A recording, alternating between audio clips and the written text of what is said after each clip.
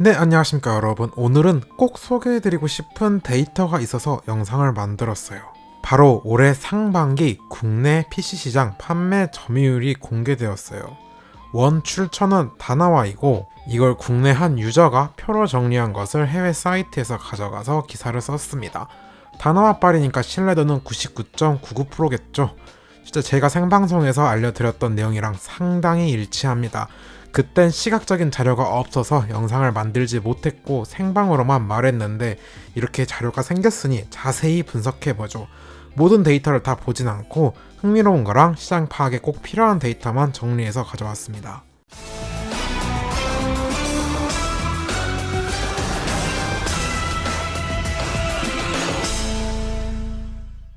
오늘은 CPU랑 GPU만 살펴볼 예정입니다. 다른 부품은 다나와 채널의 원 영상에서 확인하시면 되겠습니다.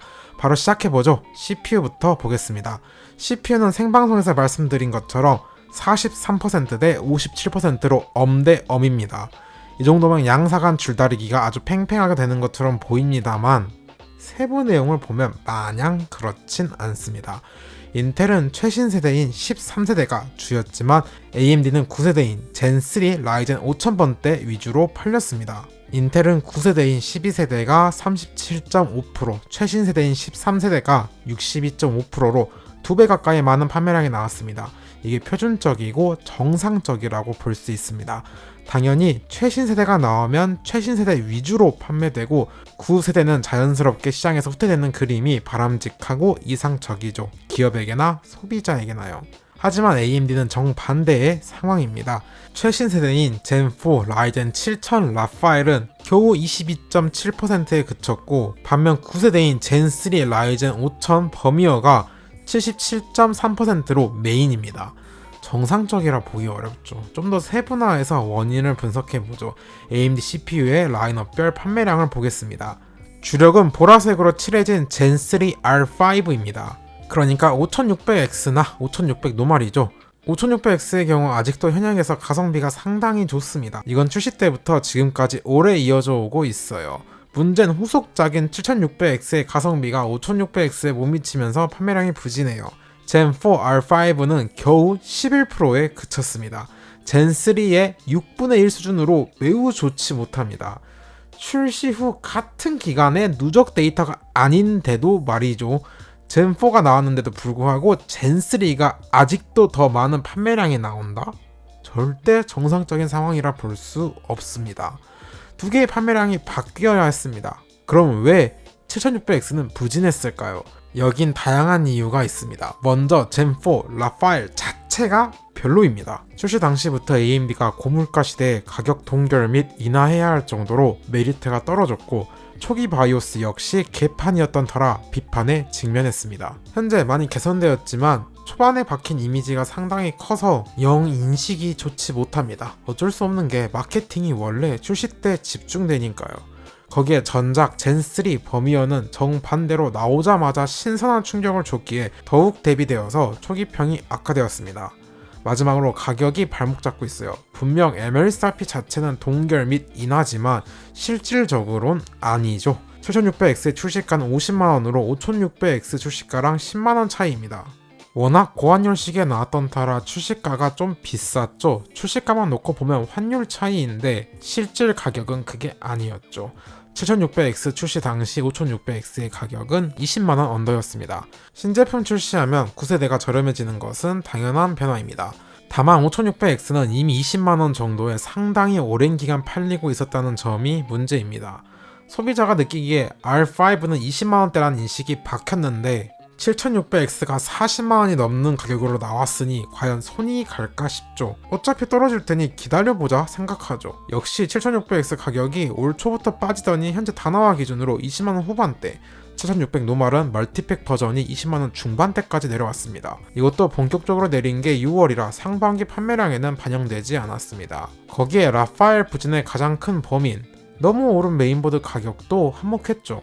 CPU는 단순 홀몸이 아니라 메인보드랑 세트로 봐야 하니까요. 이걸 잘 이용했던 게 AMD인데 오히려 이번에는 아킬레스건이 되다니 아이러니하네요. 그러니까 자승자박에 빠진 현 AMD 상황입니다. 제품 출시 주기가 길다 보니 버미어가 인텔 10세대에서 12세대를 상대해야 했고 그렇기에 가격을 내릴 수밖에 없었습니다. 그것도 반값이야. 아주 큰 폭으로요. 4세대가 나오기 1년도 더 전부터요. 그런 상황에 나온 라파엘은 오랜만에 출시한 신제품 치곤 메리트가 떨어졌기에 소비자는 경쟁사를 고르거나 아직 가성비가 괜찮은 9세대 버미어를 선택한 것입니다. 이게 7600X뿐만 아니라 전반적인 젠4 라파엘이 모두 해당되는 이야기입니다. 그나마 3D V캐시 제품이 4월에 나와서 젠4 R7 및 R9은 조금 나아 보입니다. 그러나 이마저도 둘이 합쳐서 젠3 R7의 14.5%에 한참 못 미칩니다. 저게 대부분 5800X 3D일 텐데요. 3D V캐시 역시 젠3가 더 많이 나가다니 이거 좀 AMD에서 원인 분석을 철저히 하고 개선에 들어가야 할 것 같습니다. 반면 인텔 세부 판매량은 크게 두드러진 특이점은 없습니다. 확실히 i9 그러니까 하이엔드 유저는 최신 세대를 선호하네요. 가성비 구간인 i5는 12세대랑 13세대 간 큰 성능 차이가 없었기에 판매율 또한 24% 대 36%로 차이가 크지 않습니다. 이게 i3에선 역전되네요. i3는 12세대가 7%로 13세대 2%보다 상당히 높습니다. 점점 라인업이 높아질수록 최신 세대에 대한 선호가 두드러지는 점을 확인할 수 있습니다. 메인보드 판매량도 잠깐 봐보죠. 인텔은 최신 세대 700번대 칩셋이 워낙 창렬로 나왔기에 600번대 칩셋의 판매량이 6대4로 1.5배 정도 많습니다. 12, 13세대는 서킷 호환이 되다 보니 오버클럭 같은 특별한 이유가 아니면 굳이 가성비 떨어지는 700번대 칩셋을 쓸 이유가 없긴 하죠. AMD 쪽은 더 벌어집니다. 어쩔 수 없는 점이 젠4 CPU 판매량 자체가 부진하기에 당연히 AM5 보드 역시 판매량이 조절할 수밖에 없습니다. 그래도 AM4 대 AM5는 71대 29로 젠3 대 젠4의 77대 23보다 격차가 줄었습니다. 아마도 이건 기존 AM4 유저가 CPU만 업그레이드하는 경우가 상당수 있던 영향이겠습니다. 심지어 AM4 보드는 작년부터 수급에 문제가 있었고 환율 상승도 컸는데 말이죠. 단종된 보드도 많았고요. 그렇게 매력적인 AM4 보드를 찾기 어려웠습니다. 그래서 중고시장에서 AM4 보드를 구하는 것도 빈번했기에 격차가 준 것 같습니다. 라파엘은 소켓이 바뀌었으니 어쩔 수 없이 AM5 보드를 새로 구매해야 했으니까요. 칩셋별 판매량을 보면 인텔은 H710이 없기에 H610의 점유율이 꽤 높습니다. 대부분 사무용 혹은 간혹 PC방에 들어가는 대량 물량의 영향입니다. 여기서 주목할 것은 Z690은 4% 정도인데 Z790은 12%로 3배 차이가 납니다. 반면 B660은 34%인데 B760은 또 28%로 여긴 반대로 600번대 칩셋이 더 높습니다. 이건 소비자층에 따라 선호가 확실히 갈린다는 것을 명확하게 보여주죠. B보드를 주로 소비하는 유저층은 가성비를 더 중점적으로 보기에 B660을, 하이엔드 소비층은 역시 최신 세대를 더 선호하기에 Z790을 골랐네요. 마케팅 시작 분석 자료로 정말 좋은 데이터네요. 추가적인 요인으로는 B760에 과전한 이슈도 있었기에 약간 피한 경향도 있겠습니다. 그리고 애매한 H70 칩셋, H670, H770 둘 다 점유율이 매우 낮다. AMD도 데이터 자체는 비슷한데 원인이 다릅니다. AM4에서 X570은 사실상 B550으로 대체된 것이기에 판매량 자체가 매우 낮습니다. 국내에선 거의 단종 수준이었죠. 그래서 유독 B550의 점유율이 높게 나왔습니다. 이건 X570의 수요도 흡수해서 그렇다. A520도 상당히 많이 팔렸습니다. 5600하고 조합이 인기가 많았기에 당연한 결과죠. 문제는 AM5인데 라파엘 판매량을 조진 주범이 바로 비싼 보드였습니다. 그래서 상반기 데이터인데도 불구하고 출시가 늦었던 A620의 판매량이 4%나 됩니다. 그러니까 지금 AMD의 문제가 명확하게 보이죠. 거기에 하이엔드 X670E 보드는 물량 이슈 때문에 국내 수급이 불안정하기도 했고요. 이제 GPU로 넘어가죠. CPU는 엄대 엄이었는데 GPU는 100대 빵이라 봐도 무방합니다. 엔비디아 지포스가 94%, AMD 라데온은 4%, 인텔의 아크가 나름 선방해서 1%입니다. 이게 작년만 하더라도 9대1 정도였거든요. 올해 들어 정확히는 최신 세대인 RTX 40과 RX 7000으로 넘어오면서 격차가 더 벌어졌어요. 뺏길 것도 없는데요. 이게 그만큼 소비자가 느끼기에 RX 7000이 별로라는 거예요. 아니 창년이라고 욕먹는 RTX 40인데 유일한 경쟁사가 판매량을 더 조진다? 이해가 안 가요, 이해가. 그렇다 해서 엔비디아도 마냥 좋아할 수는 없습니다. 왜냐? 엔비디아만 쏙 빼서 보면 RTX 30 대 RTX 40이 63% 대 22%로 여기 역시 9세대가 주력이었습니다. 거기에 GTX 16 시리즈도 15%나 팔렸고요. 아니다, 황 회장 생각엔 재고가 많았던 RTX 30 시리즈의 재고를 털어낸 격이니 나쁘지 않은 결과라 생각할지도. 더 자세히 라인업별 판매량을 보죠. GTX 16에서는 1660 슈퍼가 10%로 상당히 많이 팔렸습니다. 이 15%도 원래는 RTX 3050에 흡수돼야 하는 것입니다. GTX 16 시리즈는 기존 재고가 아니잖아요. 그만큼 3050의 메리트가 떨어졌다. 성능도 썩 성에 안 차고 그렇다고 가격이 저렴하지도 않죠.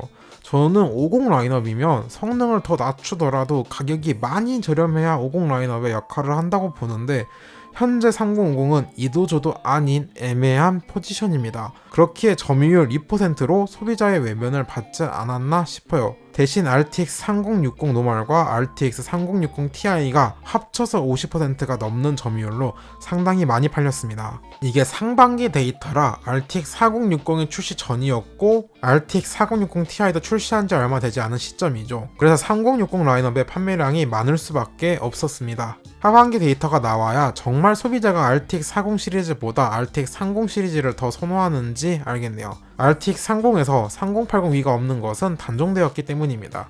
RTX 40 시리즈에서 눈에 띄는 것은 4070 Ti가 12.4%로 절대적이다. 최근 기사에서 RTX 40 중 4070 Ti가 전 세계적으로 가장 많이 팔렸다고 나왔는데 한국 시장도 같네요. 눈에 띄는 건 RTX 4080이 3.02%인데 RTX 4090이 3.17%로 더 많이 팔렸다는 점입니다. 정말 우프지만 RTX 4090이 가성비가 가장 좋다는 말이 나오는 결과겠죠. 심지어 상반기 데이터라 4080의 가격이 낮아질 대로 낮아진 상태였는데 4090의 판매량이 더 높다라. 엔비디아도 반성 많이 해야 해요. 이게 뭡니까? 하반기는 달라지길 바라며. 자, 오늘 영상도 재밌다면 구독과 좋아요 눌러주시고 우린 또 다음 영상에서 만나도록 하죠. 안녕.